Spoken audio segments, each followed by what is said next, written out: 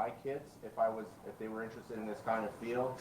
And there's a lot of great schools around here, and you know, those are good choices as well, and have different pros and cons. The obvious thing, you know, let's pick on Algonquin's great program, 3-year program, not a lot of exposure to direct industry, depending on what you want to go into. And you know, having said that, I have students in the last few years that graduated there, got good jobs, working in the area, and you know, they would say good things about it. So that's definitely a program to think about. Vancouver Film School's a little different, and the reason why I think it's such a cool program to be interested and think about is because it's in the heat of the action. It's in Hollywood North. Everything that's happening in the last 8 years or so in film, game design, you know, I've already talked about there's huge studios in Montreal as well. So, you know, you learn over there, you can come and work in Montreal if that's something that is interesting to you. They have a lot of industry events, which is something pretty cool. You guys are eavesdropping on me, so yeah. Yeah, you see my back. Okay, it's all good. We don't have a fancy camera like they do, but anyways, and I also want to talk about the partnership that we're starting to work on. So I did mention that there are, and I'll eventually pass out the sheet with all the details, and I didn't want to do that today, but they've been very generous with scholarships. Many, merit-based scholarships, any students who take courses with our program, ComTech basically, get money towards Vancouver Film School's tuition. They get a discount.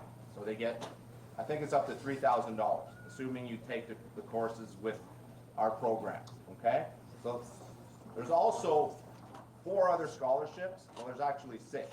There's 2 that are, top student or whatever. 2 that are for girls in tech. So I want to encourage, we always hear women don't go as much in tech. I don't know why, because there's amazing jobs there. So I wanted to encourage you. And just recently, they gave 2 scholarships. Maybe it's 1. I'll double check because I got the email yesterday. Basically, $10,000 scholarship to anybody programming for mobile design. Okay, web and mobile design, which they won an award last year for this program, and they'll probably say a few words about this. So anyways, what I'm going to do now is I'm going to just switch over to Ted and his crew, who are going to talk about 3 different programs. One thing I really want you to do, guys, and I know we did an exercise in class, thinking about the kind of questions you would like to ask. And I know for some of you, grade 10 and grade 11, you're like, it seems so far away. Why am I really thinking about this? It's not so far away. Time will fly. Before you know it, you're grade 12, right, Emily? And you just have to, make a decision. And for a lot of the grade 12s, believe it or not, they have to make it now, like this month. And I've said this before, 50% of first-year students change their major in their first year. Why do you think that is? Because they didn't know, they just took something and then they realized, holy smokes, this is not what I wanted. What I'm trying to do with this program is to be a little more proactive, get you guys to learn about it ahead of time. That way, if you make a decision to go there, you already kind of know a lot about what it is. You're obviously learning the skills with me. You're not going to be an expert by the end of the grade 12 program, that's for sure. But you'll have a good idea of things in that field. Ted, can you hear me? I told him to call.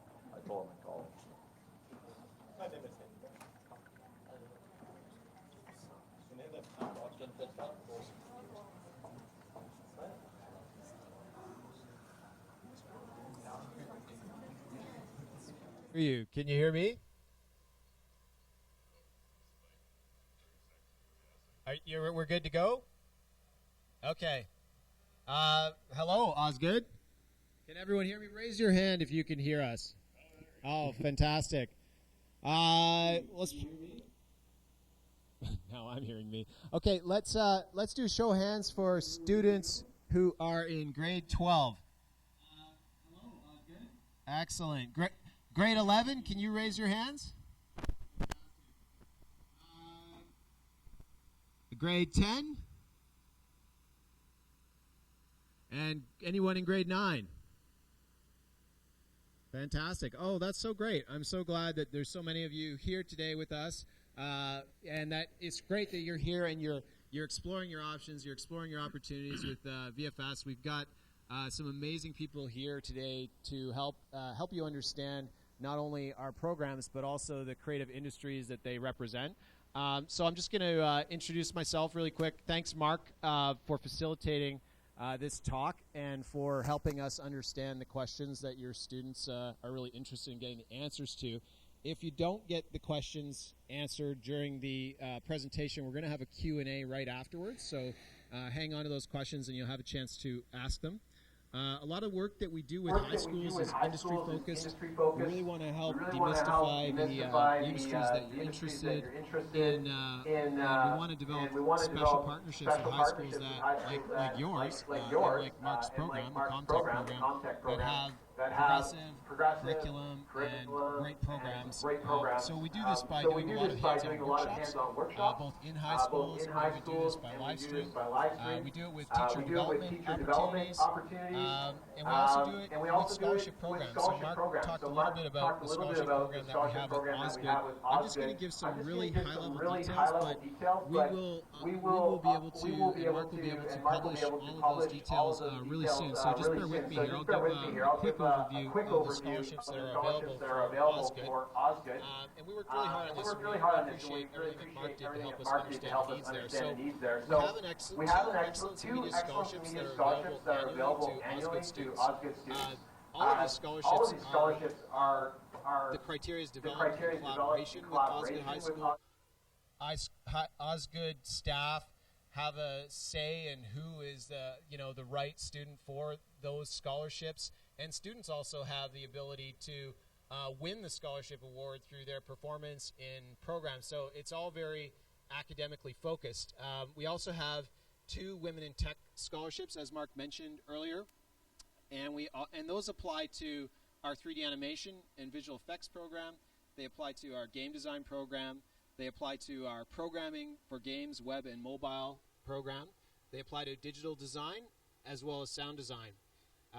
Also, as Mark mentioned, we have 2 programming scholarships that are of great value. They're $10,000 scholarship awards, and they are also we are going to work with Mark really closely to develop the criteria for those scholarships so that they go to students who are, demonstrating excellent skills and lots of work, at the high school level.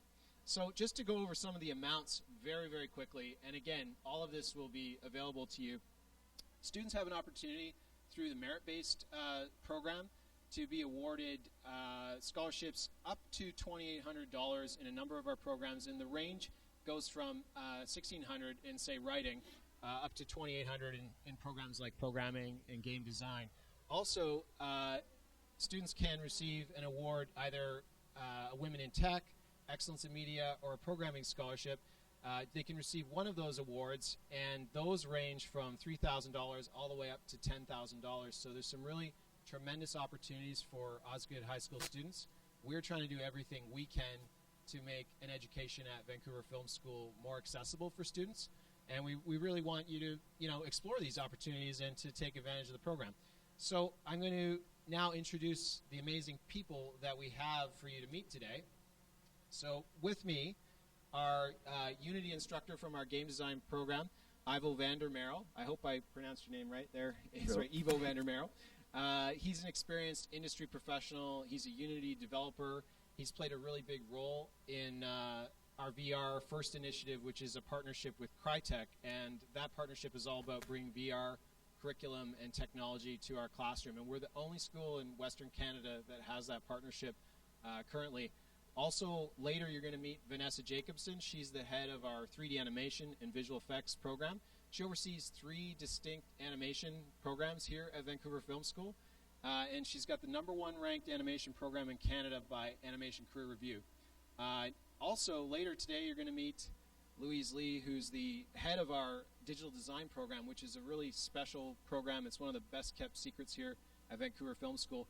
Her program won School of the Year for Web and Mobile, and runner-up for motion graphics at the Rookies, which is a global contest, and it's based on voting for student work. So some really great accolades there. Also with me today is Ryan Yarman, who some of you might have met earlier this year. Ryan Jarman, sorry. And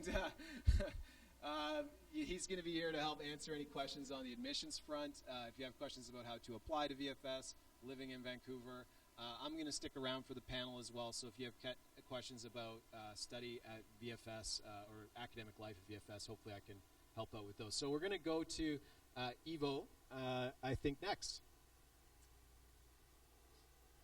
Good morning, everyone. So Ted already introduced me. My name is Ivo. I am the Unity instructor at the Game Design and Programming for Games Web and Mobile program. So that's what I'm going to be talking about. And of course, a little bit of introduction about the Vancouver Film School itself. So Ted has already mentioned a couple of awards we won. There's a bunch more awards on this slide here.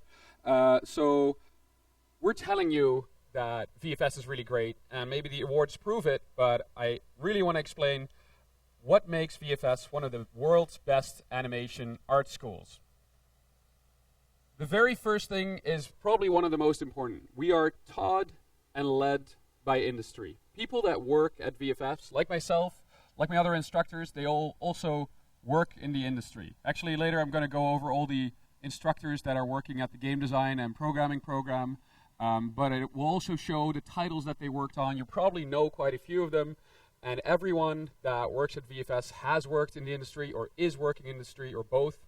So the people that you learn from do not study game design or programming from books, which is actually something that I experienced myself in my older university. And the problem was mainly that these instructors, they learned how to code when they were younger, and then they started teaching, and then after 20 years, they were still teaching that same thing that they learned 20 years ago. And this is very often a problem with bigger universities that have a set curriculum that is not easy to adjust, and that's not meant for this quick iteration that we have in software. So with VFS, it's very different. We have a very open curriculum. We try to stay within the guidelines. We constantly look at the feedback that students give us, that the industry gives us, as our students graduate. Sometimes, and this actually happened just a couple of months ago, someone from the industry came by and he said, you know what, I really need these people to learn this and this skill in Excel because we got a lot of jobs coming up and we need them to know this. So we just added that course to our curriculum, and then those people that learn those skills in VFS can eventually get into that company way easier. Productions and hands-on experience. This is all about what you're going to be doing in the program, because it's one thing to be taught by people that know what they're doing and be taught by people that have that actual experience, but the only way to learn how to do that yourself is actually by creating games yourself. So you cannot, we actually have very few books. This is I don't know how many books you have in your high school, but we have very few books at VFS that you learn from, and a lot of it that you learn is just from us showing it in class and then right away giving you the assignment, now do it yourself.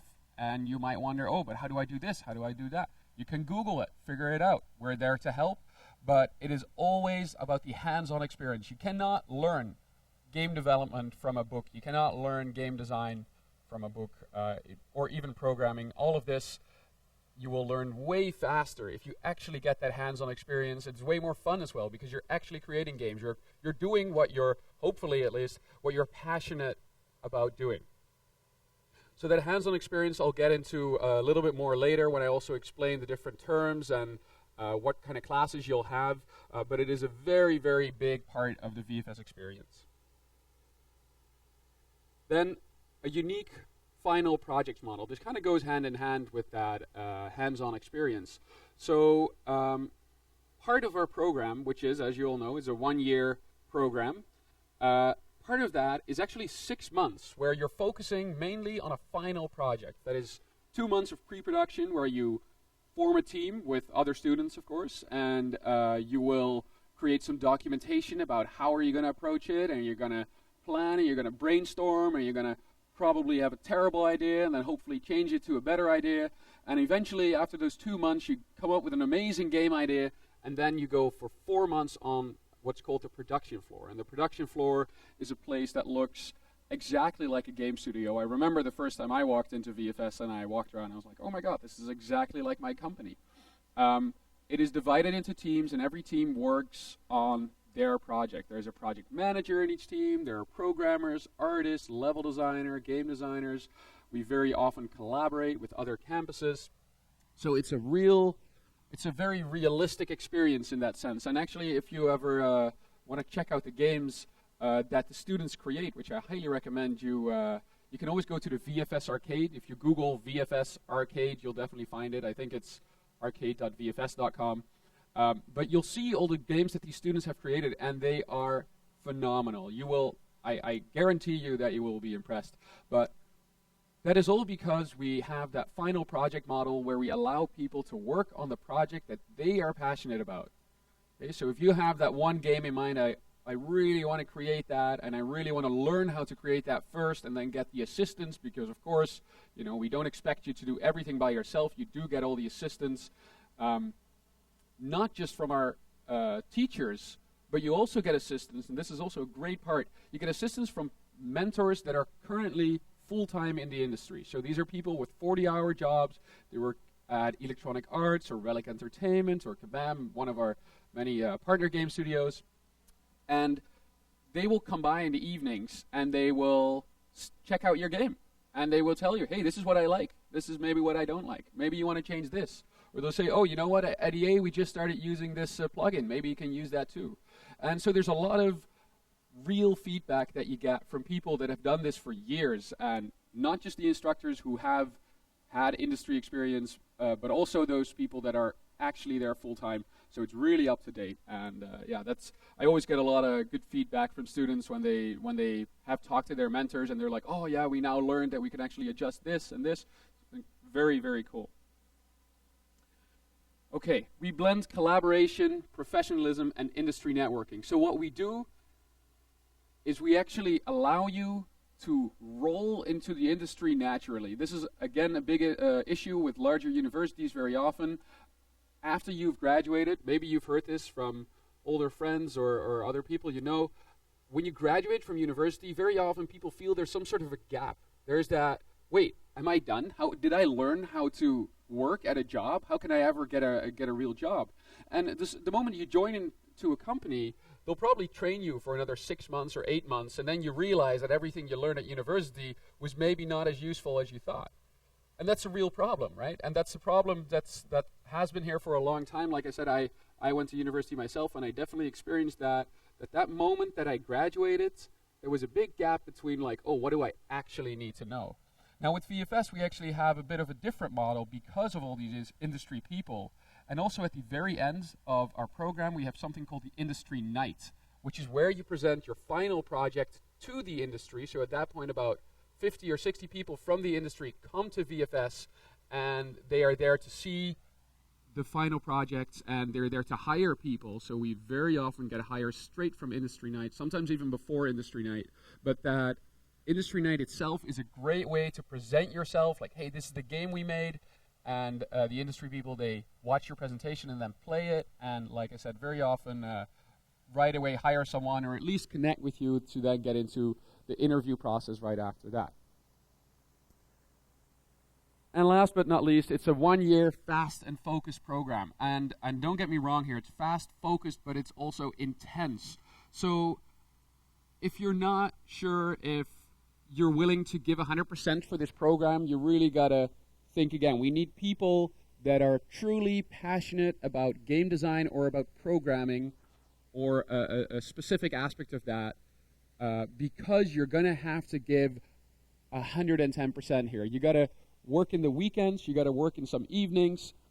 It is super fun, and if you love it, you're going to have the best year of your life, but it is intense. So don't underestimate that, and make sure that you're passionate about one of these things if you want to come to VFS. So having said that, in 1 year we do teach probably as much or more as most universities teach in 2 or 3 years. So we really condense that material, and like I said, focus much more on that practical approach.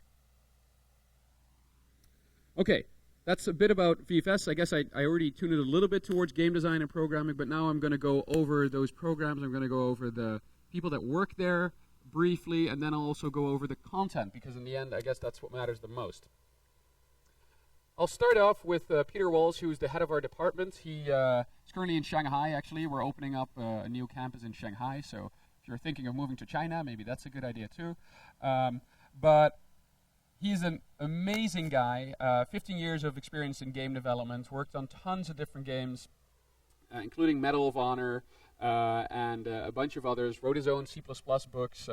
And for me, he's a great boss, but for you as a student, he would be a great person to talk to whenever you're stuck with something outside of classes. So really, really amazing guy.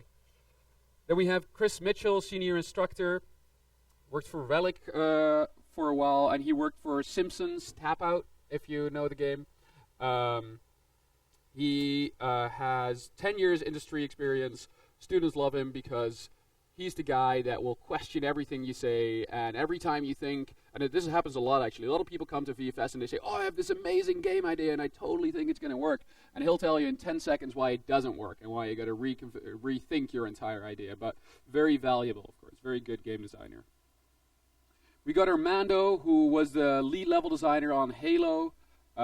He now obviously teaches level design, and he actually only joined recently, a couple months ago, but so far I've heard students love him, and yeah, obviously tons of experience and really strong instructor. Scott Henshaw, who's the programming instructor, worked at Electronic Arts for the longest time, worked on Need for Speed, and is now teaching the web courses and some UX courses in our program.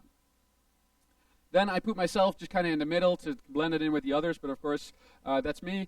I have experience in the Netherlands, which is where I'm from, if you figured out my accent maybe. And I also worked in China, I worked in Vietnam, and about 3 years ago came to Canada. And I worked at tons of different games in China and Vietnam, always using the Unity engine, which is also what I teach right now. So I've developed a lot in that in the past. Actually, I'm still developing a lot on that. I do a lot of freelancing consulting. I worked on some VR games. If anyone knows the HTC Vive, I don't know. Who knows the HTC Vive? I'm just going to look at some hands here. You guys heard of that? A few people. Oh yeah, quite a few people. Okay, you guys are on top of things. That's awesome. So the HTC Vive is this really cool VR headset. So I worked on a mini golf game there called Cloudlands, and I also actually I'm the CTO of a coding school for younger kids. So unfortunately, you guys are not in Vancouver, but we have a couple places here in Vancouver. Going on to Glenn, I'm going to speed it up a bit. I realize I'm already going to run out of time. So Glenn is our project management instructor, also a great person to talk to very often when you have things, again, outside of class that you're stuck with. He's like the easiest person to talk to. Dasik, who actually started at UBC, but is now has now moved on to VFS, and he also teaches programming in our program. And there's Mike, who is our art instructor. Definitely, he's the last, but definitely not the least. Anything art related is all on Mike, but he's been able to handle that for quite a few years now. So, yeah, really awesome guy. Okay, so we have a bunch of quotes. I'm just going to pick one of them, but there's a bunch of quotes here from industry partners. I'll just start off with the first from Kabam Games. If you heard about it, they're a Vancouver studio. They're huge. Vancouver Film School generates some of the best graduates in the world right now. Some of the most brilliant, dedicated systems designers I've ever worked with have emerged from this program. We are always interested in visiting new VFS grads and are consistently impressed with their passion and drive to grow as game makers. VFS is a terrific program. So obviously we like to hear that. Yeah, they're continuously hiring. I think last week they hired someone else again who graduated from VFS about 2 months ago. So they consistently hire, and clearly they're very happy with their graduates. Okay, content-wise, I'm going to start with the programming for games, web, and mobile program. So later I'm going to talk about game design. This is more the tech side of things. So about the programming for games, web, and mobile program, it started from the industry demand that we felt. There was always a little bit of programming in the game design program, but the industry said, okay, we need more people with all of the programming skills, not just the game programming, but we would also like them to have some mobile experience and web experience. So because of that, we said, okay, you know what, we can probably facilitate that because we have the people that have this knowledge, and that's how that program emerged. And now we're on PGO 9. That means we have had 9 classes of programmers go through the program. So we're way more established than with PGO 1. But that's how it started about 2 years ago, 2.5 years ago. So that unfilled demand, as you can see in this great little map with an arrow on it, I didn't make this slide, but it is true though that what's happening right now is that in the United States, partially because the dollar is the Canadian dollar is going down compared to the U.S. dollar, but also because the industry in Vancouver and in Canada is just growing really well, and they need experts, and they can get them for they can get great people here for a little bit less expensive than the U.S. dollar. So a lot of companies are currently moving to Vancouver. And again, a bunch of quotes here. So these are more about how engineers in general are needed more. And you probably heard of this before, but it's one of the safest job environments to be in. Also, if you look at the future, technology is not going to disappear. Computers are not going to disappear. They'll be in many different forms, such as VR, AR, mixed virtual reality. But the technology that we use and the technology that we're working on right now is still using those same concepts. So learning how to program, learning how to work with this technology is a real asset. And Vancouver is becoming one of the largest hubs in the world. Like I said, as more and more companies are opening up here. And Sony Pictures just opened up not too long ago. But also Microsoft actually just opened up. And a bunch of game studios just started here. So if you're wondering what kind of role in game development could you have, I can't tell how clear the picture is on your side. But as you can see in this little chart, there's a lot of programmer jobs, of course, AI programmer, action scripter, game programmer, lead programmer, obviously, database designer if you're more into the back end of things. So if you're wondering, whoa, are there really that many programmers? Are these things all different? Trust me, there's a huge difference between AI programming and server programming. That's why it's important to learn a little bit of everything, so you at least understand those differences. Now, career progression examples. Very often, although we generally tell people to aim for a junior programming position, I very often find that our graduates get hired for intermediate positions just because they've already had that hands-on experience and they've already had an actual game on their portfolio, and especially those that shined in their final project and really made it a sellable piece. They have a bit of a legs up against other people that come from, again, a university where they maybe not had as much practical experience. If you look in the bottom there's a bit of a salary range where you'll start off. Canada, you start from about 40,000 as a programmer to 80,000 if you right away get an intermediate programmer position. But in 5 to 10 years in Canada, that can easily go up to 120,000. 250,000 is probably in the U.S. In Canada, you wouldn't really get that, but 120 you can easily get as a senior programmer. Okay, quick facts about the program. It is a 1-year program. You get a diploma at the end. And we start every 16 weeks, and we alternate that with the game design program. So there's 8 weeks in between the new intakes, and it's game design programming, etc. The program requirements are either successfully completing the foundation program, or the digital design program, or the 3D FX program, or actually, if you haven't done any of our earlier VFS programs, if you can show that you are able to code a little bit, whether you learned that yourself or maybe from another program, if you can show that you can code a little bit and you have the passion to, again, give it your all, like I said earlier, you really got to be passionate about this program. If you can show that to us, we do actually get people that come straight from high school as long as they can show that they're willing to put in a lot of effort. Okay, so quickly the term 1 to 6. So this is just to show that we have 6 terms divided. The year is divided up in 6 terms. So we have fundamentals and theory, where we start from the basics. So even though we like everyone to have a bit of experience, we still explain everything starting from what is a variable, what is a method. I don't know if that means anything to you, but the very basics of programming And that way everyone can actually continue on that same level. And we often find that people that have a bit more experience, they just help out the other students, or they take their assignments, which are often very free, to the next level. And that's just because they love it, they want to make something cool, and you can still get all the support even if you want to go more advanced. Of course, if you have a question, then any instructor is always happy to help with anything. And then the term 2, you jump in, you get more, it gets more advanced. In term 3, you specialize. You usually pick, do I want to go for web, for games, or for mobile? And then term 4 and 5 is where you work on that final project that I mentioned before. And then term 6 is the very last term. Is after you've already finished that final project, you have one more term to kind of specialize in one area that you are passionate about. So that's not with a team, that's just an individual assignment where you can specialize in anything that you are really excited about. So I got these terms here also separated in multiple slides actually. So term 1, as I mentioned, learning how to code. Term 2 is very much focused on a web project. Term 3 is focused on a mobile project, so then you're actually developing for iOS and Android.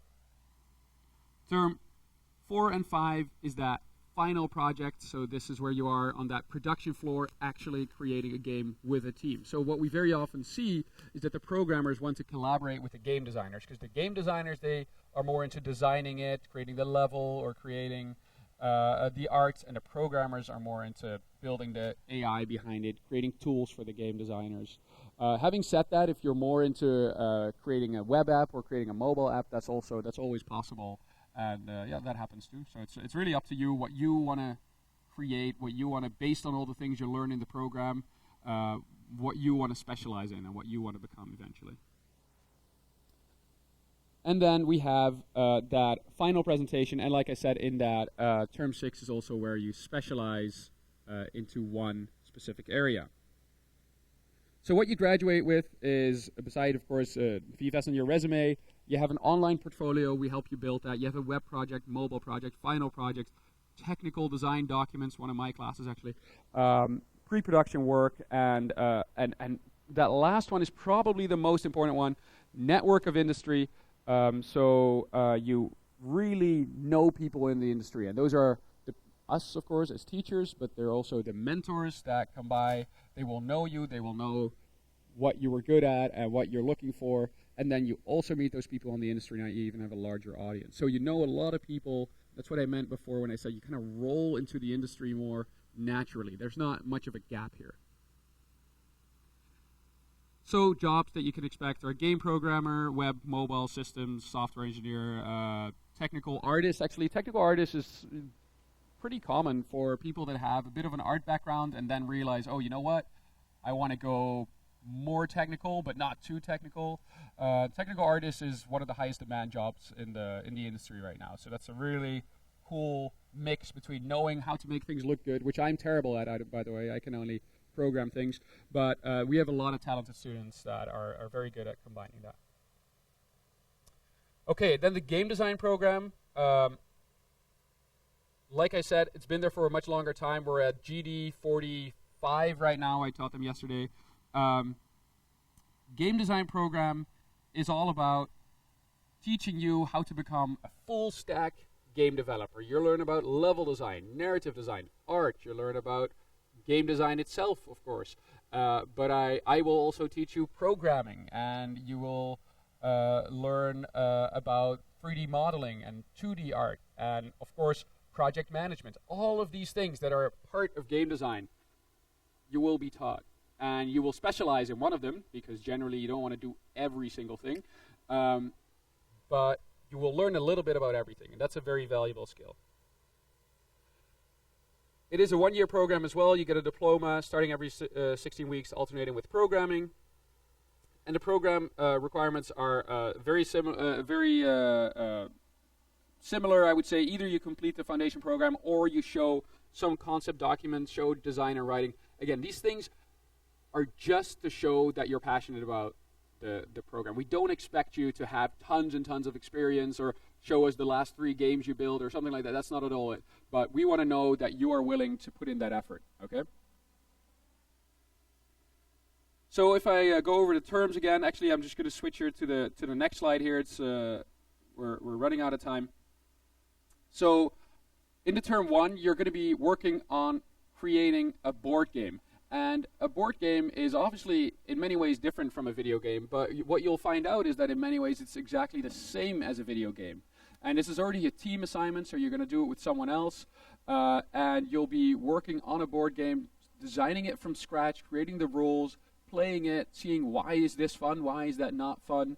And after a course like that, I'm sure you'll really appreciate all the games that you play at home, and the design that goes into that. It's a really complex concept, so this is a really cool first step, because you probably don't know how to program yet, and you still want to start making games, so that board game is a very cool first step. Now, keep in mind that we're not spending a full term on teaching you how to make a board game. There's a bunch of other classes there as well. You'll learn programming, you'll learn arts over there, so the board game is just a big project there. Terms 2 and 3 is creating a 2D game using the Unity engine. Again, that's my course, so I basically run you through that entire course, first teaching you how to use Unity, but also how to work in a team. You're together with a project manager, an artist, a programmer, and a level designer. And with that team, you'll create your first real game. So that's already in term 2. After 2 months of initial training, you start working on a real game. And that's right away. I think after the first weeks in this project, you'll see that people learn a lot, and they right away kind of find themselves and see what they like about game development and what area they maybe don't want to be in. So very, very cool first steps here. Then after that again, so that term 4 is kind of preparing for the final project. So that's creating some documents, brainstorming, those kind of things. Term 5 and 6 are just on the production floor, where you have all the freedom. I actually hadn't mentioned that yet, but when you're on the production floor, you can make up the times. You can say like, hey, you know what? We're not going to work from 9 to 5. We're going to work from 10 to 4. Or what usually happens, we're going to work from 9 in the morning till 9 in the evening, because people really want to create these cool games. But working from 9 to 5 is really not a standard thing in the game industry. So also in the final project, we give you the responsibility as a team to decide what your working times are. And that kind of freedom is very often also given in game companies. So in my old company, they always said, oh, you can show up between 11 and 4 at some point, and then, you know, add some hours at the back or add some hours in the front. That's always up to you. So that's also what we like to do at VFS. And at the very end of term 6, you'll be doing that presentation to the industry, showing off the work that you've done, whether that's with a team of game designers or maybe combined with programmers, but that's where you show it off. And you graduate also with a resume, online portfolio, then of course the board game, the 2D game, the 3D game, detailed design documents, and multiple game concepts, and again, most important, that network of industry, the people that have met you throughout the program. That's really a really big part of the VFS program. I have a slide with questions, but I believe we're going to do that after all of them, or Q&A all together as a panel at the end. So next up is Vanessa Jacobson, the head of our 3D animation and visual effects program, our animation and concept art program, and our classical animation program. And Vanessa, her programs are voted #1 in Canada as being the top animation programs in the country. So it's a real treat. We'll just have a brief switch over here. I'll just take a couple minutes and we'll be back. I can see that you said something, Mark. Oh, okay.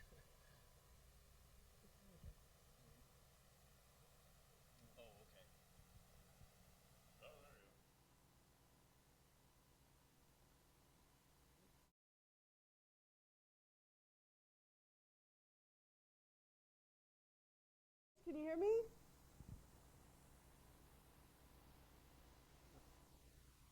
Fine. I'm leaving.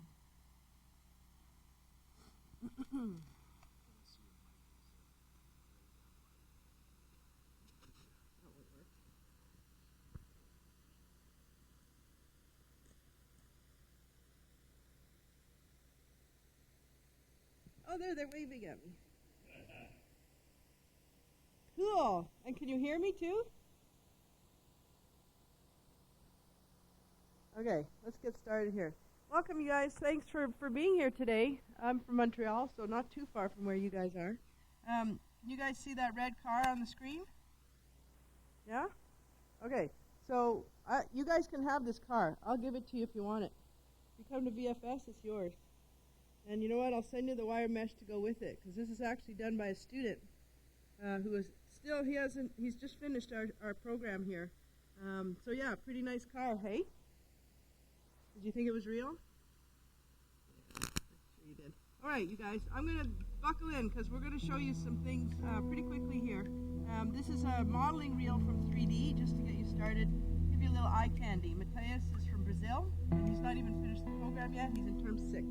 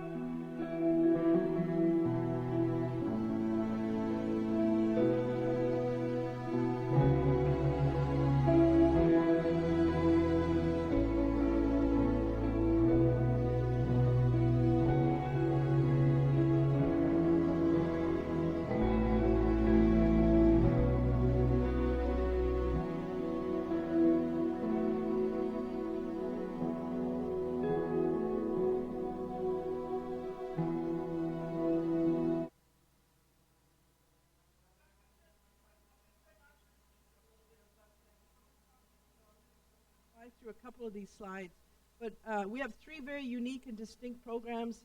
I have 3D and visual effects. I have classical animation and concept art. Again, our philosophy is to create confident, competent production artists. So, you know, it's very important to put you out there able to work, right? Because we treat this like industry. We want you to figure out how a pipeline works and get you out there ready to work. And that is our most important philosophy. And of course, we do it in 1 year, like you've heard already. It is super intense. I mean, the learning curve is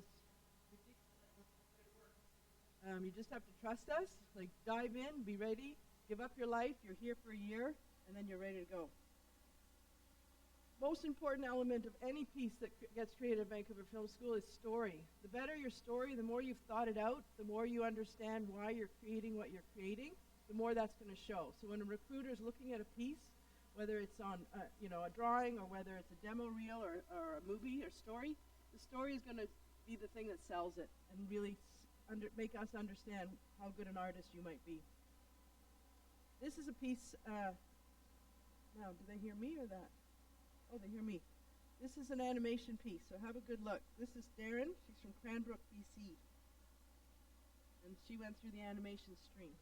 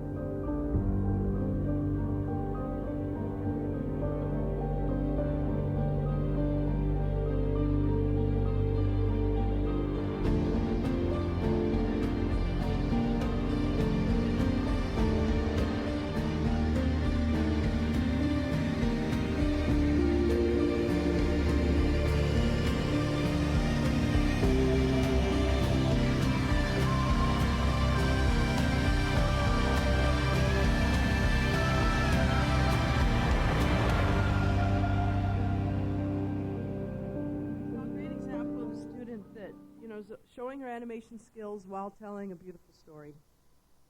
Again, so true with all three programs. Obviously, you need to learn the hard skills, right? We have the software, we have the tools, we have the skills. You need the hard skills, obviously, to work in this industry. But more importantly, and what we're really good at, I think, as a school, is soft skills.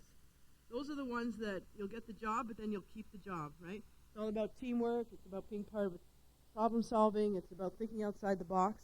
And that is something that we're really good at doing here.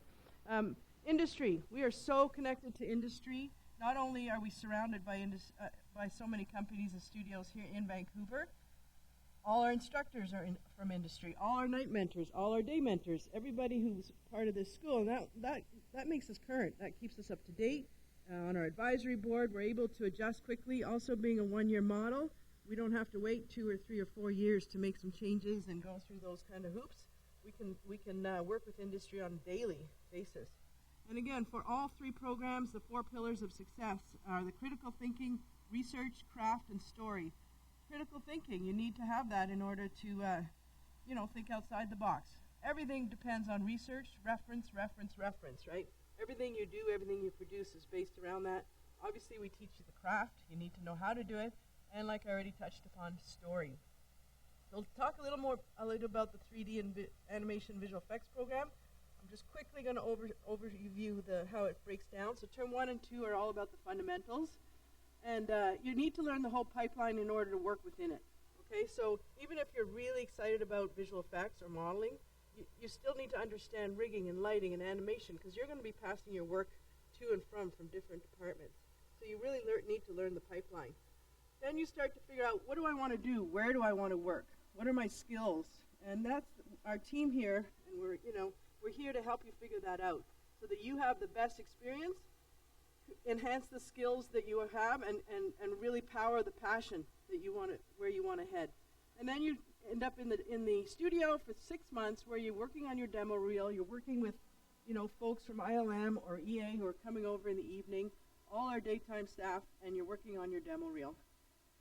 Through that, there'll be reviews, there'll be career prep, and a big industry event called Fresh Meat, where you'll get to sort of stand up here, right here actually, right at this podium, and talk to 15 to 20 different studio people in the room, companies. So it could be artists, recruiters, heads of studios, and then you get to show them a little bit of your work, and then we all head downstairs where you get to connect. And it's all about connections in this industry, right? Your reputation is everything, and those links to that industry, they start here at Vancouver Film School.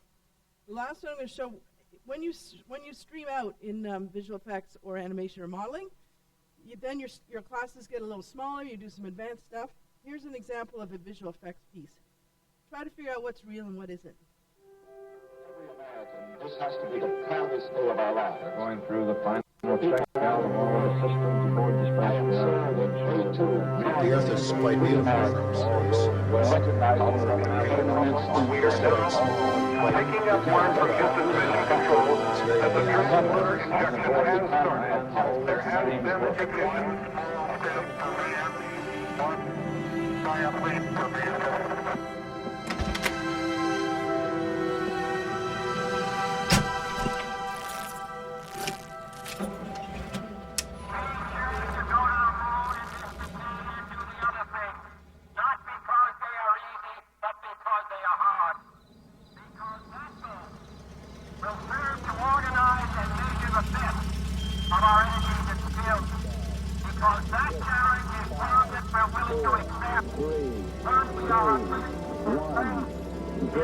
All engine running.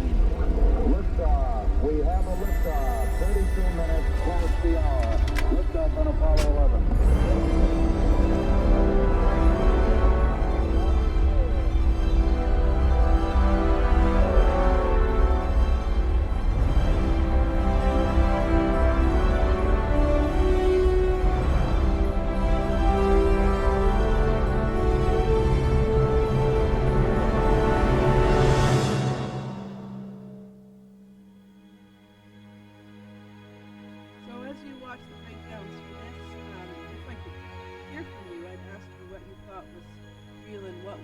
But I'll just tell you that some of the integration, some of the work that together here. The car is real, but everything else is fake. So the seats, the house, well, you'll see it in the breakdowns, all the stuff on the seats, the rocket ship, all the lighting. She did an incredible job with the green screen, you know, the projections, the interactive lighting, the match move, everything. It's just a really beautiful example of a visual effects piece. Sometimes the best visual effects are where you don't even know you've seen something that isn't real, right? It doesn't have to be like blow up in your face kind of visual effects. So it's just a beautiful piece. Definitely one of the best that's come through the school in a while. And those 3 reels that we just watched, so that covers the 3 streams within 3D and animation and visual effects. Having said that, you can do a lighting reel, rigging reel. These are all terms you might not know, and you can always email me and I'll make sure you find out what they all mean and can give you more information. But between those 3 students, they had 9 missed classes in a whole year. 9. So what that means is that they were here every day. They spent 10 to 12 hours in this building. They dedicated their life to being here, and that's one of the most important things, especially if you're coming out of high school. You need to have 2 things to succeed here. One is you have to be super passionate and know what you want to do, and the second thing is you have to be mature enough to get through a year where you have to give up everything else. So that will work for some of you, but it won't for others. Some of you might have to go off, you know, do a couple years here or something over there, but just so you understand the intensity of it, and then we'd love to have you, because this is the kind of work that you can do. Our number 1 goal is to find your place here. Here's just a student compilation of some work, just to give you a sense of the different kinds of things you can do. Again, you know, some of you will want to work in games, TV, film, mobile, you know, there's so many different venues and ways to go. So this is just a one way.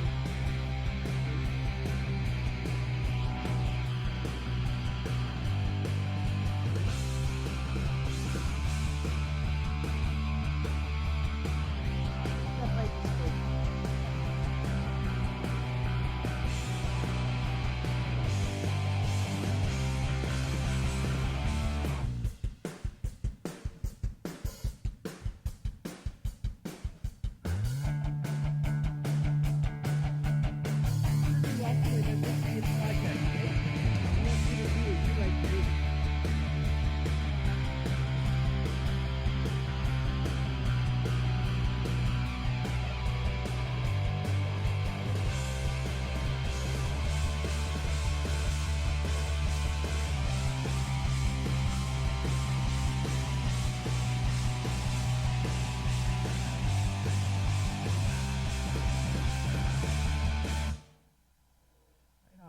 Second, goal number 2 is to become a production artist.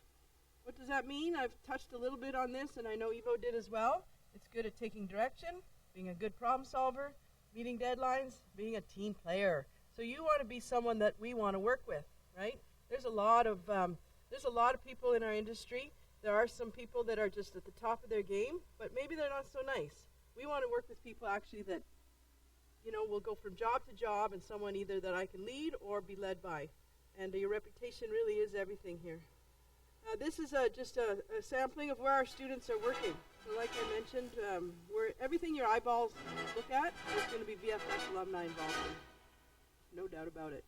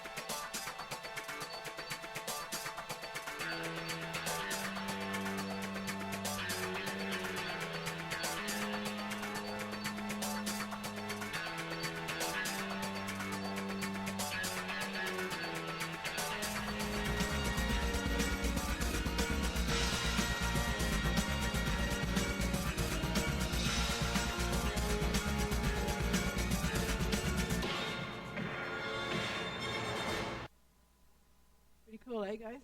All right. So classical animation, I'm going to just give you a really quick overview. You end up with 2 films at the end of the year. Your classical film, which is really done retro style. It's paper and pencil. You do that for the first several months, and of course you learn the whole cycles of the production pipeline that you need to. So you'll do your backgrounds, character designs, you'll put your story together, and then you'll also do a digital film in either Harmony or Flash. So again, paper, pencil. This is for people that really want to tell a story, you know, and love to draw. It's just a perfect combination.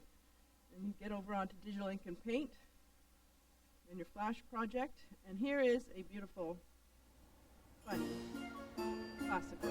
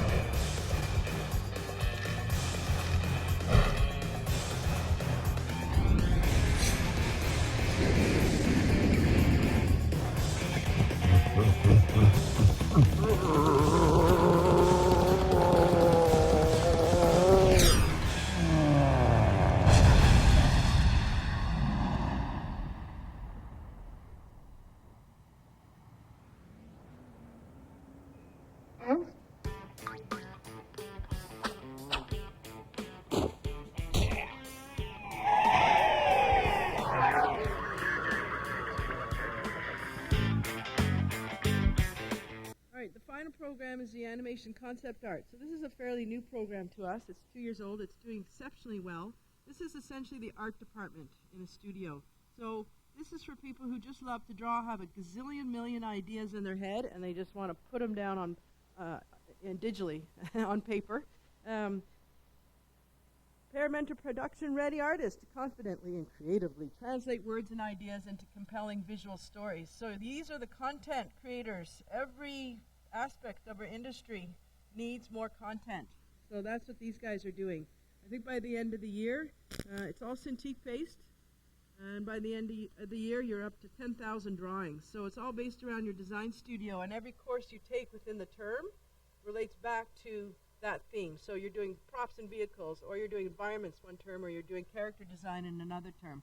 A lot of team-based activities, and it's been a great success. Here's an example of a character lineup from one of our students from the first class. The industry totally needs designers, digital pipeline knowledge, problem solvers. Again, I know we're repeating ourselves a little bit, but that's the kind of people we need. And obviously, content creators. So beautiful stuff that's coming out of this program. We've been really proud of this program.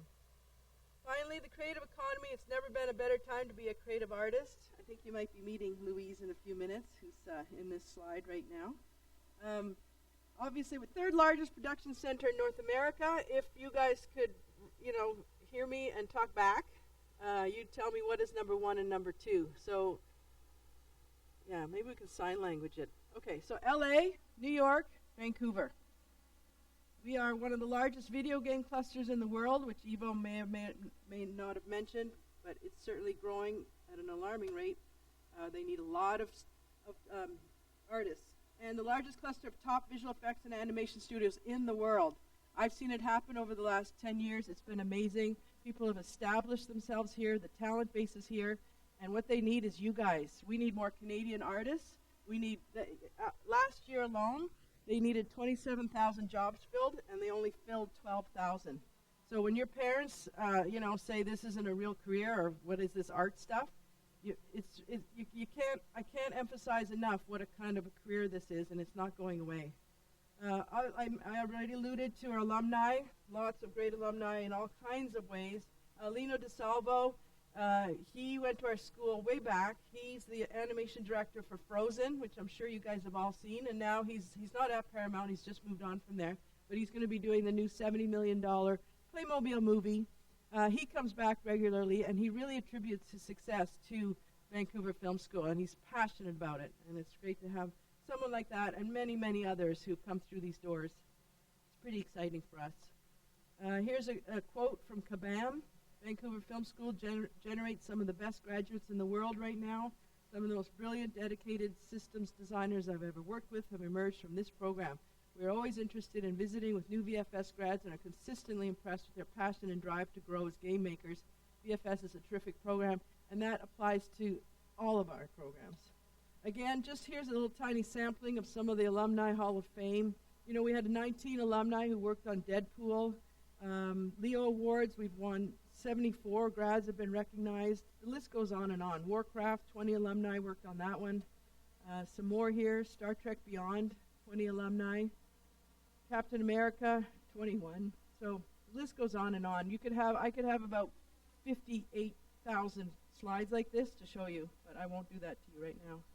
Finally, I'm just going to leave it on the key program differences just to show you between the three programs, right? 3D is to create a demo reel, classical is to create a film, and ACA is the front end of the pipeline where you create a portfolio, the ideas person. So I hope that just gives you a tiny little insight into what we do here. I'd be happy to talk to any of you more or to put you in contact with any of our instructors or mentors and to answer any questions you might have. So thanks, you guys.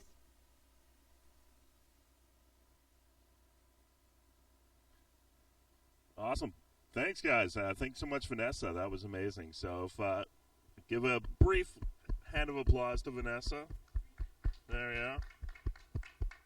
Oh, there we go. All right. I like the air because you guys do look like creepy black blobs in the front row, and I appreciate that we can see your hands. No, that was fantastic. My name is Ryan Jarman, admissions advisor at the school. So I just wanted to quickly thank your teacher for setting this up as well, because honestly, listening to these guys, I wish I had something like this when I was your age. You know, I really didn't have a feeling that working in video games, working in films, working these things was even possible when I was in grade 11 and 12. And the fact that your teacher set it up so you can see that path is something that's realistic is really inspirational. So yeah, thank you, Vanessa. Now we're moving on to the world of digital design, which Ted put is kind of VFS's best kept secret. It really is in the sense that I didn't know what a digital designer was when I started at VFS, and the work they do with the digital design program is innovative, it's inspirational, and it's awesome. And a lot of that's because of Louise Lee. She put it together a fantastic team, and with further ado, I believe she's setting up, so I'm just buying time here. She's got her microphone on. No, she's going to put on a fantastic presentation, exactly what digital design is, how that can impact you guys, and how it really connects with what you're doing at Osgoode right now. So, absolutely. Oh, I'm getting the nod. We're moving well. Yeah, thumbs up. All right, Louise. Good morning, Osgoode. My name is Louise, and I'm the head of the digital design program, and it is my pleasure to spend the next 20 or so minutes telling you about the digital design program at Vancouver Film School. So you just heard Vanessa talk all about some of the animation programs here. So I want to talk to you now a little bit about design. Okay, so first of all, that's me. It's a bit weird. You can see the slide and maybe me at the same time. It's like double face. But yeah, the digital design program. So some of you may not be aware of what digital design means at this point. So digital design basically means allowing you to pursue your career as a designer, but instead of design as in interior design or fashion design or things like that. It is done specifically digitally through computers. And design doesn't just mean design of interactive aspects such as apps and tools and installations and things like that. We also teach you motion graphics, animation as part of the digital design program. So let me tell you a little bit more. But one of the first things that I often ask, and I like to talk to people like yourselves, who are in high school, who are considering their next step, is, asking you what you want for your career.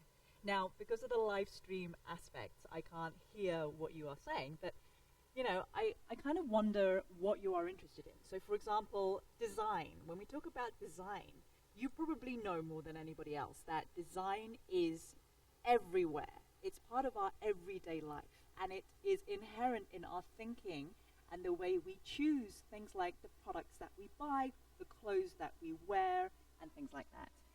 For us, you probably realize that design means everything, right? We take design very seriously here, and we really want you guys, if you are curious or interested in design, to really investigate what design means for you.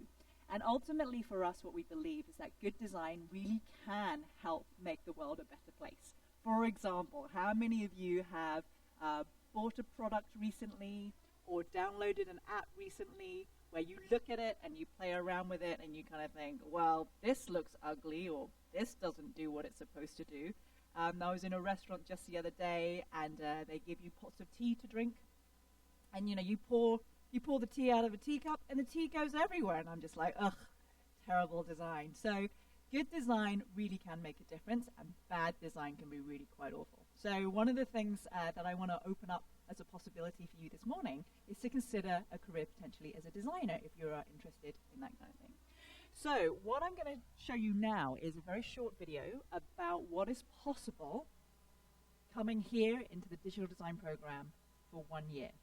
So this video is a fast video that shows you some clips of the student work that has come out of the VFS digital design program. So have a look now and see the kind of work that you see, and then we'll talk a little bit more about the program. So here's the video.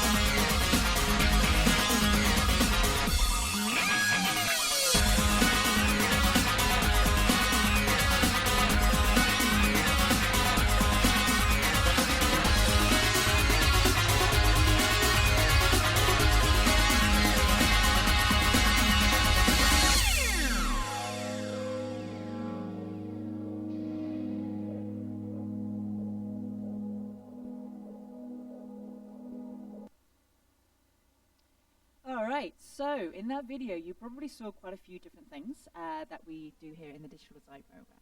So for example, I'm just going to tell you what you saw because I can't hear you. You saw a lot of design for interactive. So for example, you probably saw some website design, iPad app design, mobile app design. You saw some packaging design. You probably saw some logo design and branding. And you probably noticed you saw some animation as well.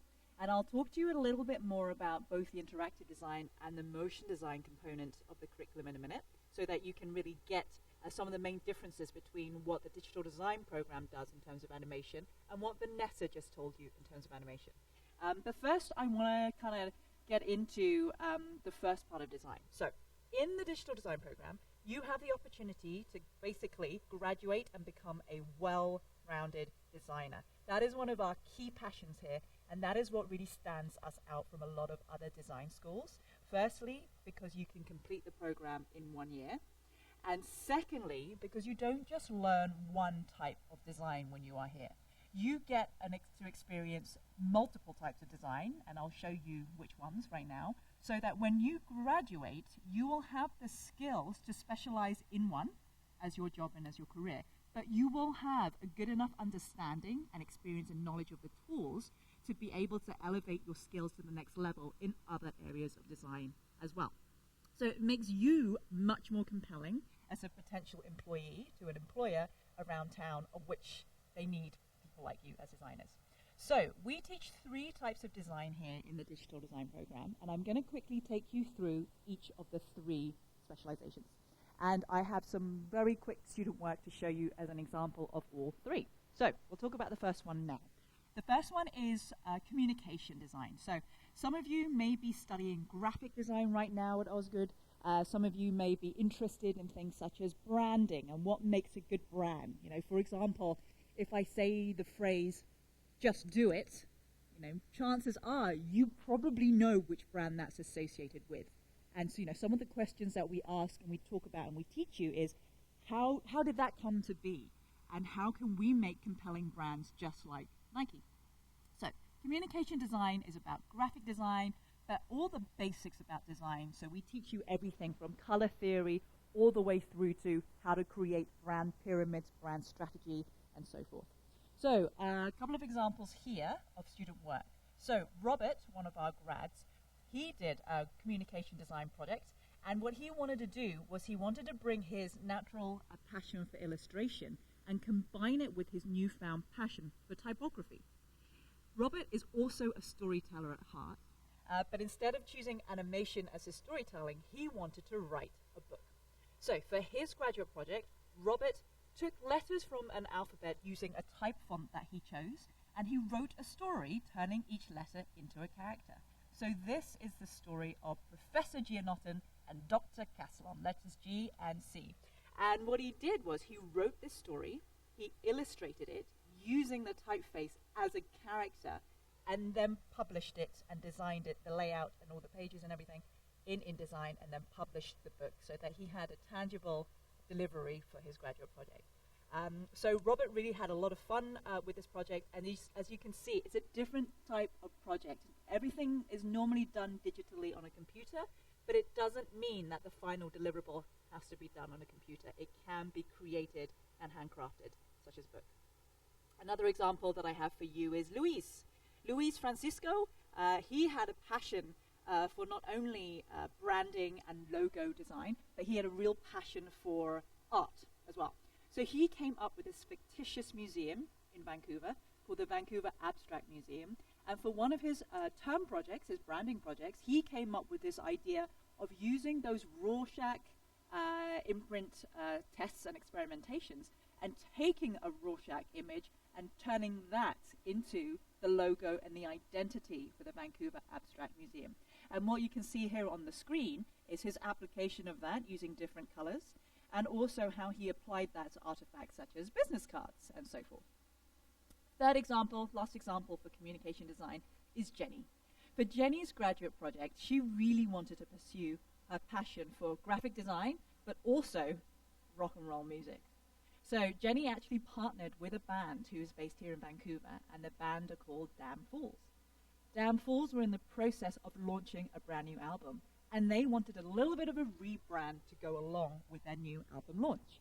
So Jenny got in touch with them and said, "Hey guys, I want to do a branding project for my grad project. Would you be willing to participate with me in this cool project that I'm doing?" So the band said yes. Jenny went and spent a lot of time with Damn Fools, interviewed them, went to some of their shows, interviewed their fans, which is really important, and then came up with this design for their new album. And Damn Fools launched the album with her designs. She not only designed the packaging for the vinyl that you see on the screen and the inlay, she also designed the online experience as well, which included a website which helped with the album launch. So she did all of that, and of course all of the branding was cohesive, and Damn Fools had used that for their album launch as well. So that gives you a little bit of idea of what we mean by communication design. So if you like making things beautiful, if you love playing around with different fonts and typography and colors and what makes things work together, if you are the one who jumps at the opportunity of designing a poster for your best friend's Christmas party, then this is possibly the program for you. So let's move on. The second type of design that we cover here in the digital design program is interactive design. So interactive design, the way I often describe it, is trying to make the world a better place by solving some real tangible problems that people like you and I face in the world. So, for example, students in the past have tackled issues such as transit. One of my students during his year at Vancouver Film School would get the bus to and from school every day, as I'm sure many of you do. And he had the experience of standing at bus stops but not really knowing when the bus was coming. This was back in the day when you didn't have real-time information on your phone. So he designed a grad project that allowed you to not only track when your next bus was going to arrive at your bus stop, but he allowed the app to be customizable to allow you to have just the buses you are interested in on your particular version of the app. So it's problems like that that good interactive designers try to solve. And as Vanessa mentioned earlier in terms of the creative economy, people are dying for designers who can understand this. And designers, good interactive designers, not only understand how to make something beautiful, but they also hopefully understand how it can make a difference for the user, for the person using it. And so I'm speaking to all of you out there who have ever used an app where you have just thought, oh my God, this is so not intuitive. Good interactive design is therefore really important. So I have an example for you here. This is done by one of our graduate students, Macarena. Macarena is from Mexico, and for her graduate project, she wanted to build her love of interactive design with her passion for soccer. So this was in the late 2013, early 2014. So this was just before the last World Cup that we had in Brazil in 2014. So what I'm going to play you now is a video which is the case study that Macarena put together for her graduate project, and her graduate project is called KINS. So check this out and see what you think.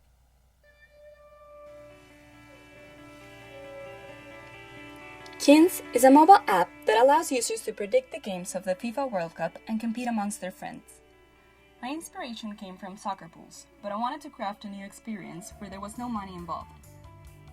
I did a lot of research to understand similar products and my target audience, to ensure that the overall flow and user experience interactions made sense. I wasn't targeting only huge sports fans.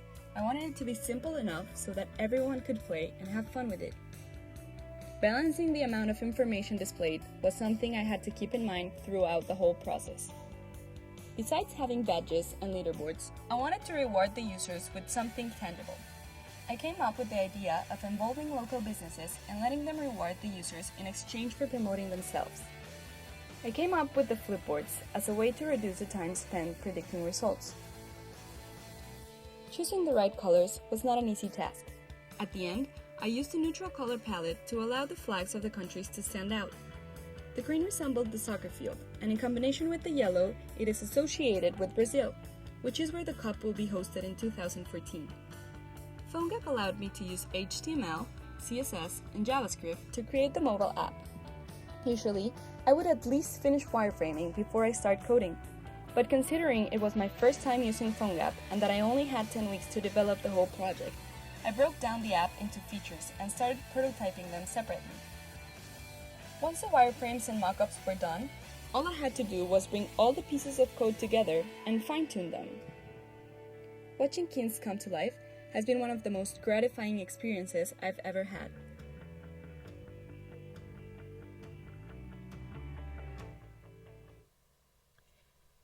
So, as you can see, KINS is a really good example of identifying a problem that existed for certain people and to create something that not only solved the problem, but did it in a really elegant, beautiful, and fun way.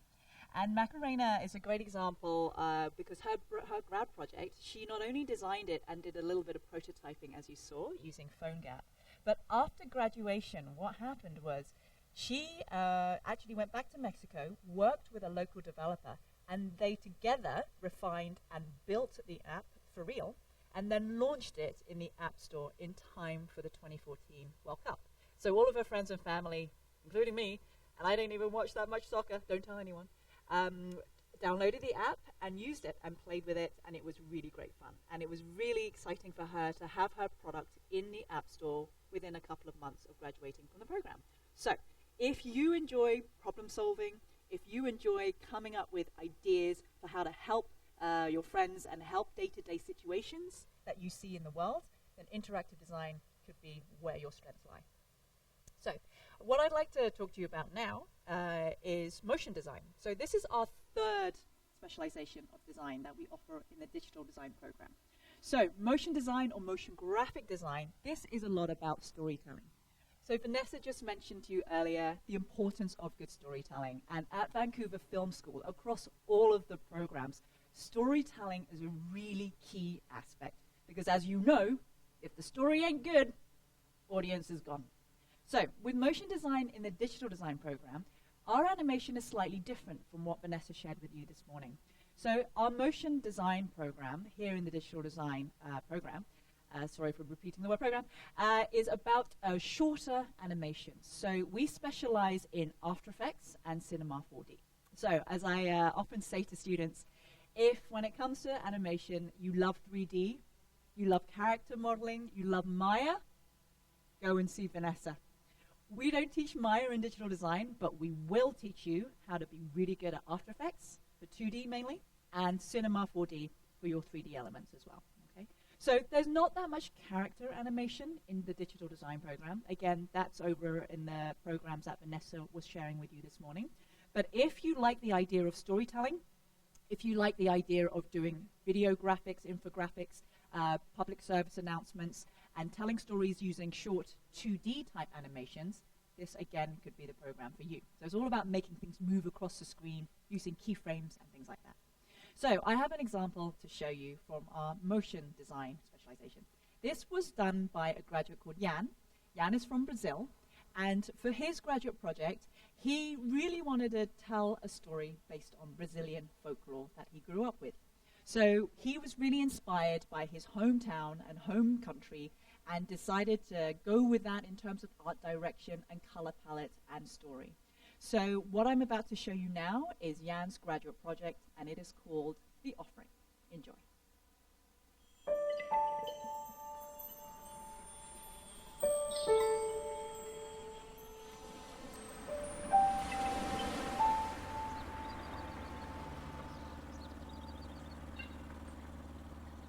Here is a woman who lives to make plans.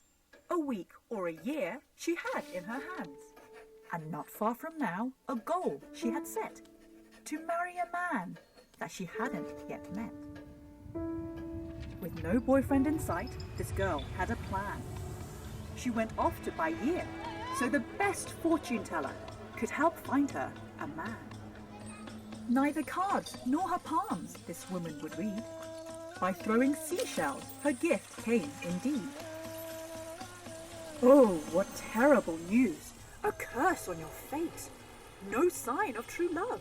No one as your mate. But you still have a chance if an offering is done. Praise the Sea Queen Yamanja, and your wedding will come. So off to the ocean the woman just ran to send out the offering in exchange for her man. But after it was done, she then realized, just like before, she continued, unsure. That's the thing about life.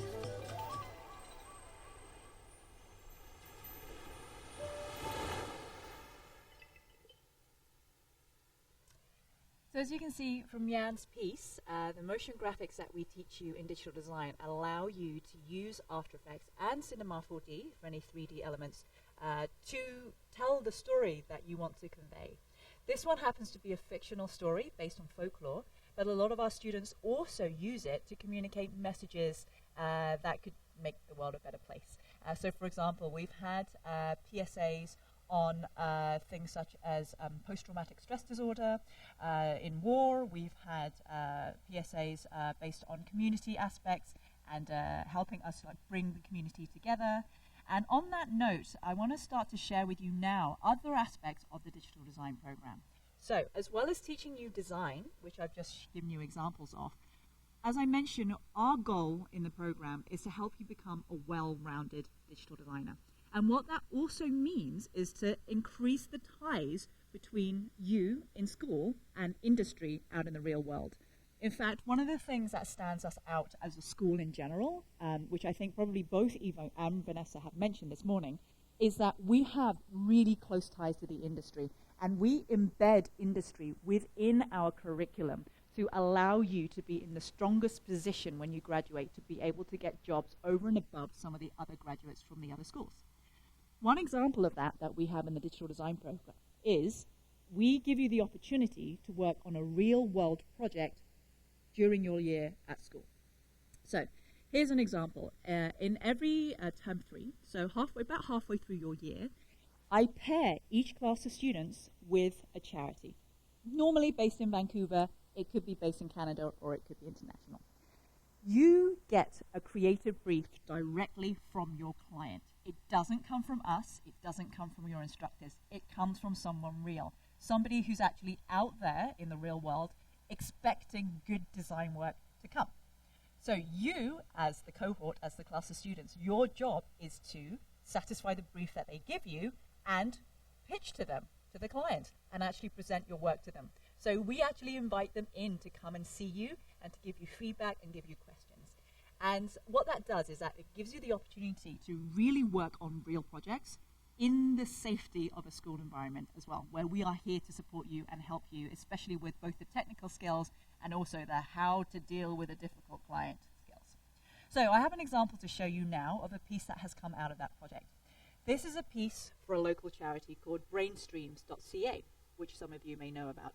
Brainstreams are there to raise awareness of brain injuries. And when they came to us, they were looking really for a motion graphics piece with an interactive experience that would help them spread the message of what Brainstreams does. What I'm about to show you now is the motion graphics video that our students came up with. And remember, they did this less than halfway through their year. So, see what you think of this. The human brain, the most complex and remarkable organ in the human body. It's responsible for all of our actions and drives our senses. But there's a silent epidemic sweeping the nation. In Canada alone, there are 165,000 brain injuries each year, of which 6,500 of the survivors become permanently disabled. Most people are not aware of brain injuries and the consequences they can bring. While our hearts can be replaced, there is no such thing as a brain transplant. The social and economic consequences can be devastating. Together, we can make a change. When people band together, there's great comfort in knowing there's a community for sharing. Despite the severity of this silent epidemic, more and more people are finding the courage to endure all the hardships after a brain injury. We are about providing as much support as we can. Share your support, because the world after a brain injury is never the same. So that's a great example of how you could take relatively dry information such as data and use data visualization plus good design and good storytelling to make a compelling piece. As it turned out, brainstreams.ca, when they saw that piece, they were super excited, and they actually requested to have that very motion piece on their website that very day. So as part of the digital design program, through that project, you could have the opportunity to have your work shown live on a company's website before you even graduate. So that's another way of getting in touch with industry. So I have a few more things that I want to share with you about the program in general and what we offer. So I want to talk a little bit about our alumni. So I've spoken about what you could learn whilst you're here, but what about what you get after you graduate from the program? So in terms of our alumni and where they go, Microsoft, as you can tell, is one of them.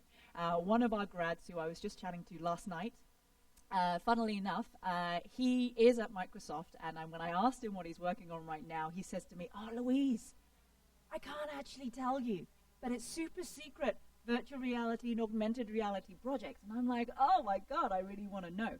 But our alumni and our grads get called upon by the big companies such as the Microsoft, the Googles, the Amazons, to join their teams and make a real difference in pioneering projects such as virtual reality and augmented reality.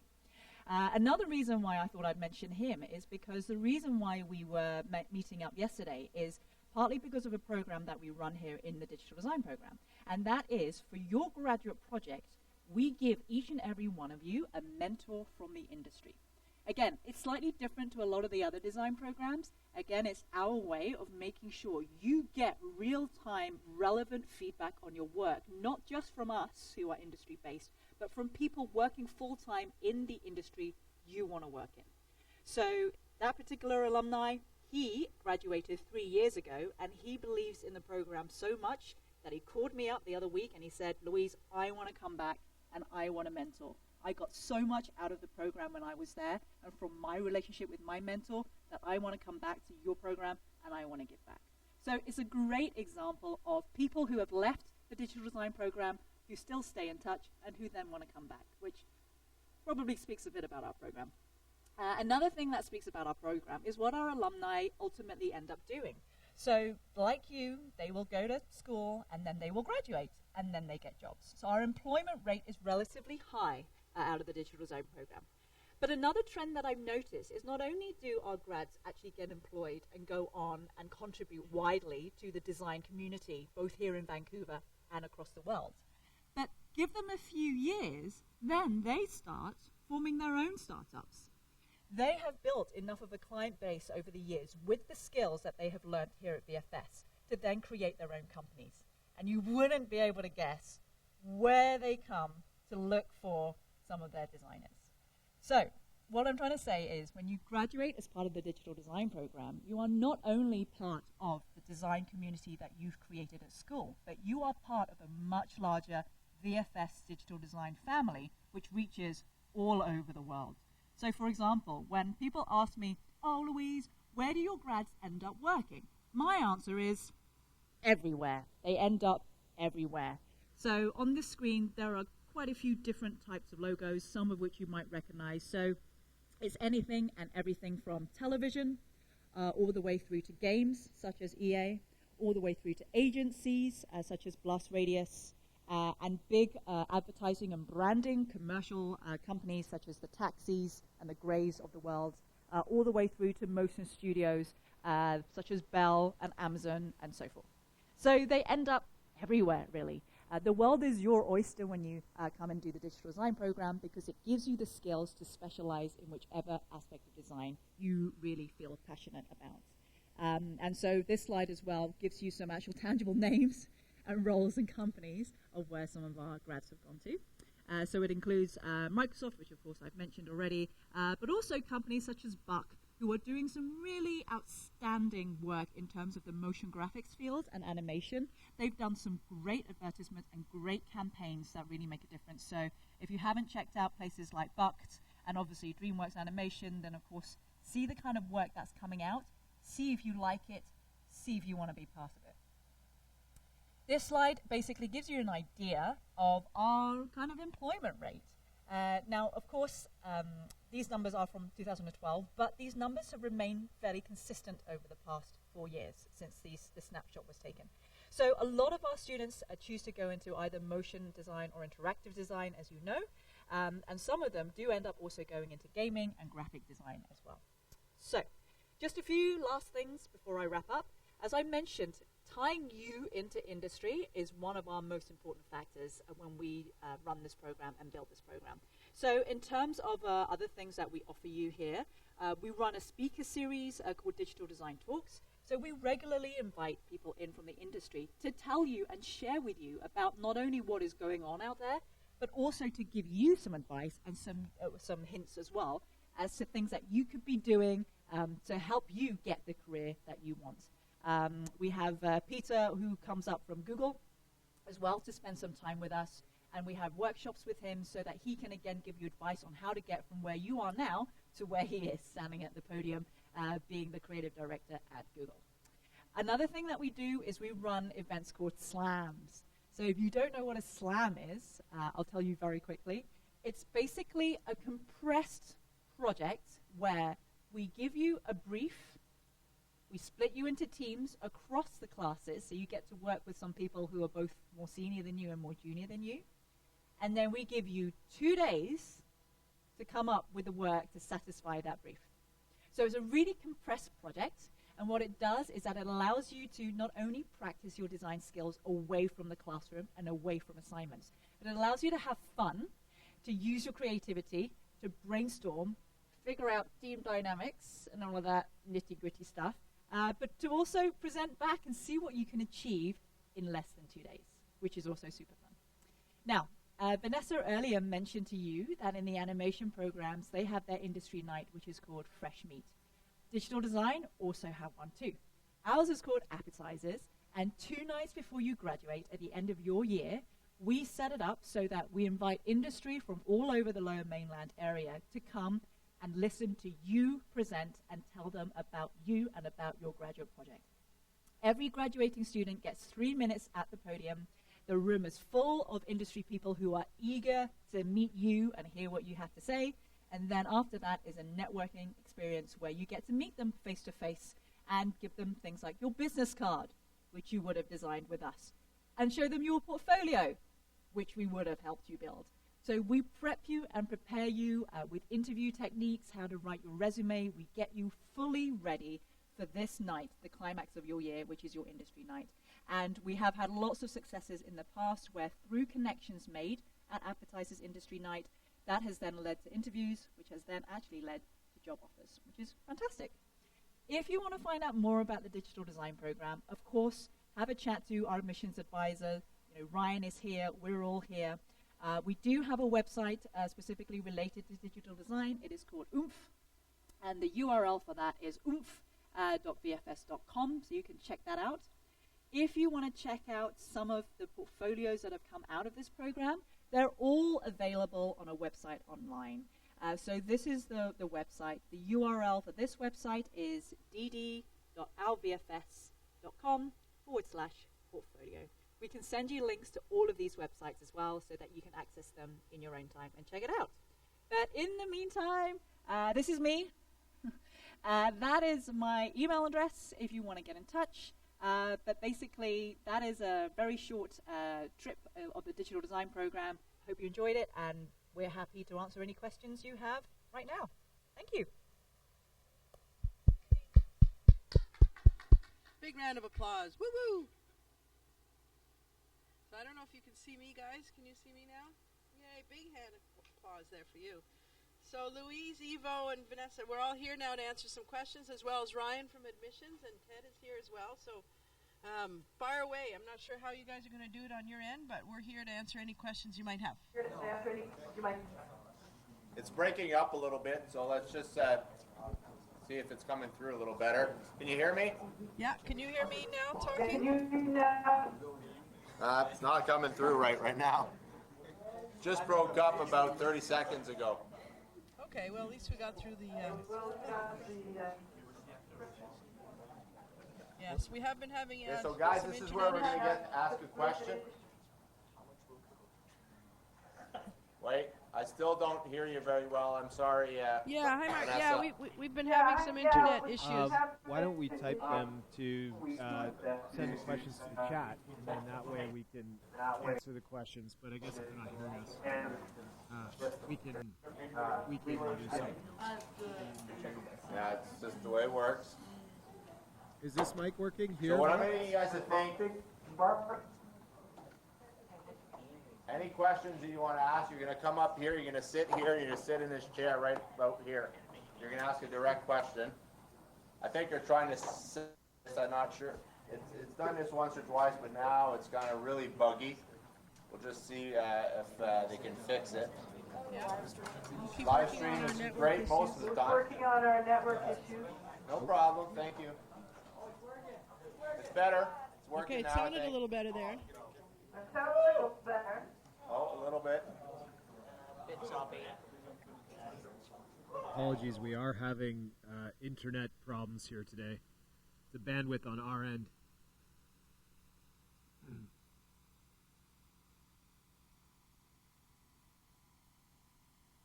Does anyone want to come up and try to ask a question?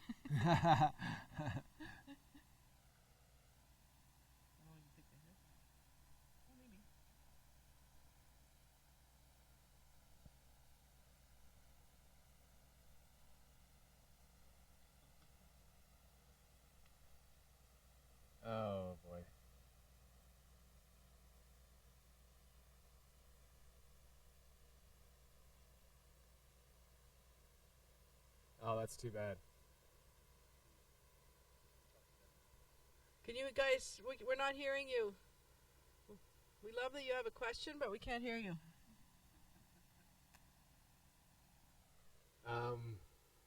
Maybe I'll give this to you, Ryan.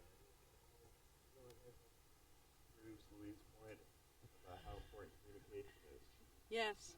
If you can hear me, these are things that happen in industry every single day. So it's getting through them, working it through, moving on to something else. Whatever we need to do, we make it happen. But this is very typical.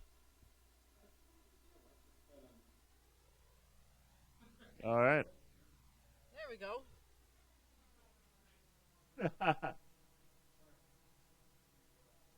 Hey, try the cell phone there. See, this is thinking outside the box.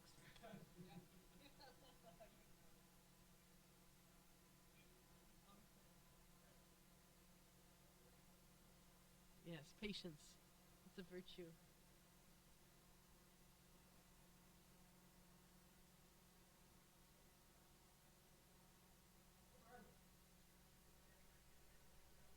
It's been choppy.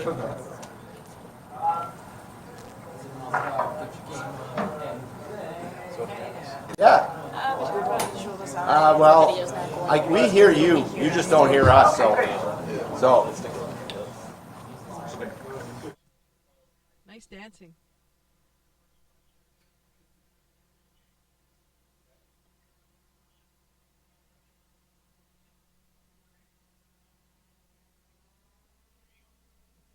Go for it.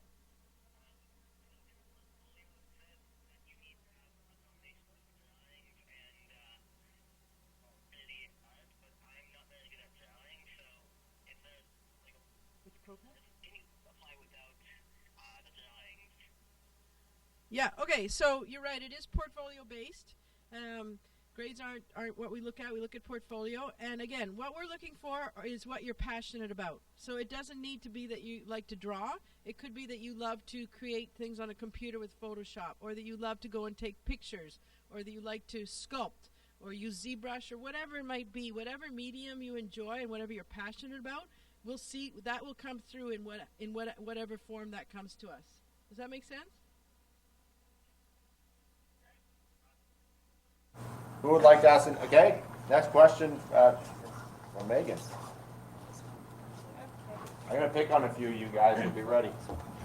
Hi there. Hi. I was just wondering what the portfolio requirements are for the digital design program. Okay, hello. Yes. The portfolio requirements for the digital design program basically need to demonstrate what you are passionate about and interested in. So for example, the tools that we teach you are the Adobe tools such as Photoshop, Illustrator, After Effects, InDesign. If you have experience using those tools, show us. Create something and include it in your portfolio. We aren't really picky as to exactly what you do. So for example, it doesn't have to be a logo design for a fictitious brand, or it doesn't have to be an animation with After Effects, of course. We can teach you how to do that stuff. But if you're able to demonstrate that you like using the tools, or you're able to at least get your way around the tools and what you can create, that's a really good way. And then the other thing is to just let us know kind of why you're interested in design and what you really want to achieve, hopefully, for your career, and what really kind of gets you going, because then we can really base it on that and help you and support you. All right, thank you. You're welcome. No, that was well put.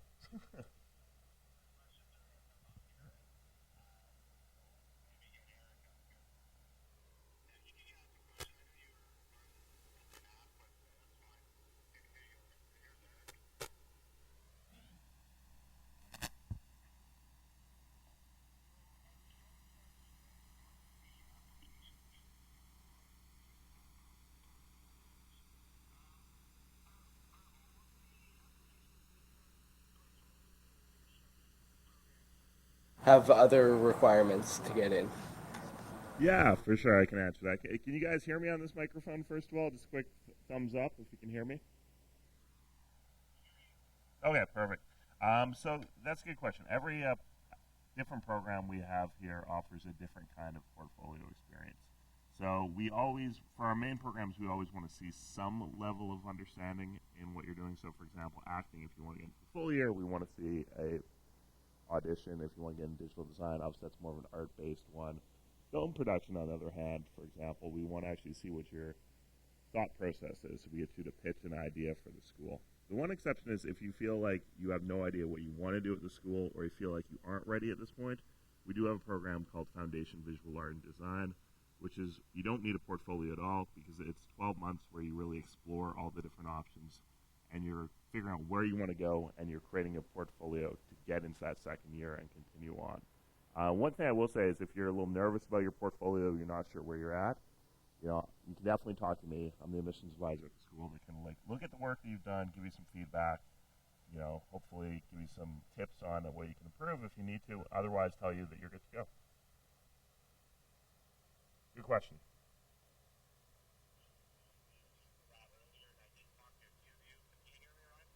Yeah.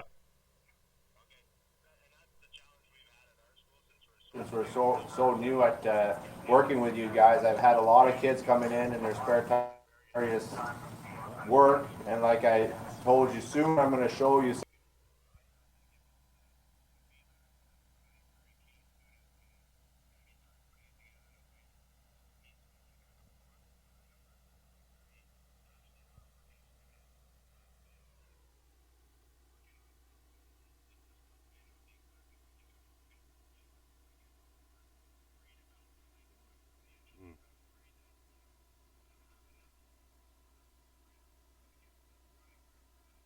Yeah.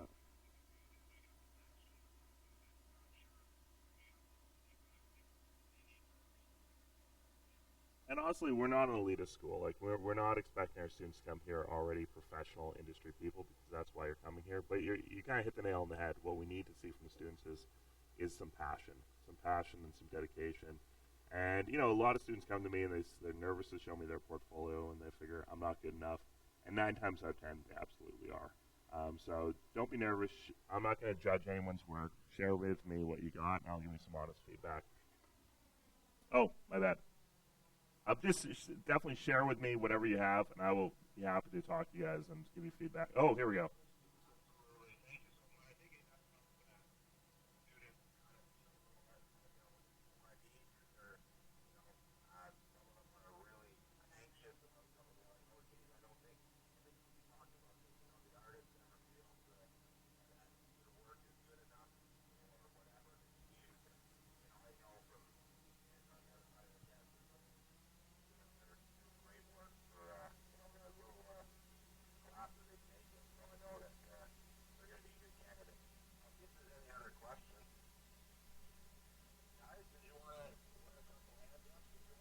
Want to ask a question? No, I got it answered.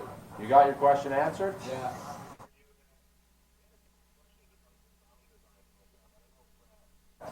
You could say a few words about that. A lot of students are very keen on writing their own music, and we do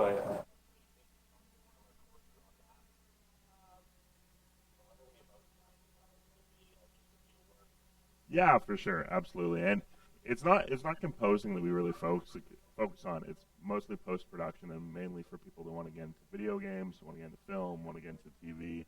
So if you want to do some sound mixing, some sound engineering, if you want to be the person that creates the crazy effect sounds you hear in all these films to really bring the story alive, that's what we focus on. It's amazing when you look at sound design how much of a storyteller you really are, and that's where we put our emphasis on, is getting the storyteller out of you to work with these films, work with these games, and make the project a lot stronger. So if you're into sound at all, it's a huge industry right now. So we really have a very focused 1 year where you kind of figure out where you belong in the sound industry and go from there. It's not, as I said, I don't want to make it sound like it's a composer. Oh. Okay.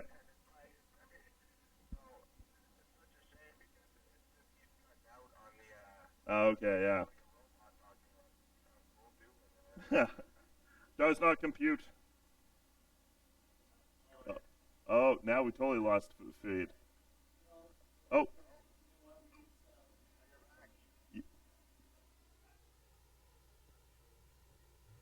Yeah. Yeah, we can totally just do another panel at some point if you guys want to do like a quick Q&A panel when we're having less tech problems as well, because I'd definitely be happy to.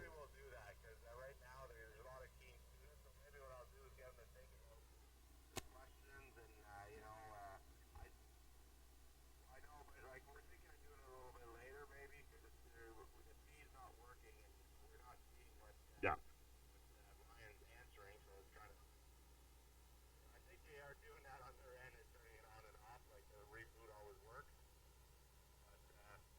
Yeah, I think we're just having some internet problems throughout the school.